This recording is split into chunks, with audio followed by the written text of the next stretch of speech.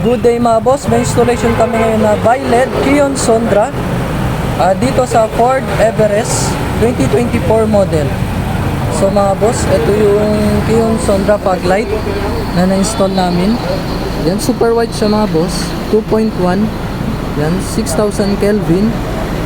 Yan, maliwanag na yun mga boss. May high beam feature na dito.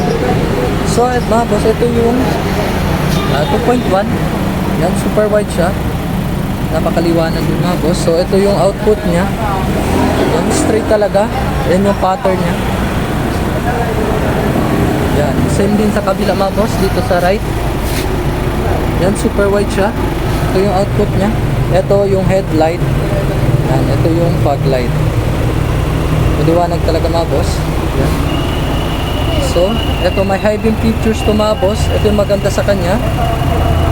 Pag mag-high beam si headlight, sasabay yung pag mag-high beam si headlight, sasabay yung fog light ng mga boss. Ito yung maganda sa kanya kasi may high beam feature na din. So, try natin i-off yung ilaw mga boss. Yan.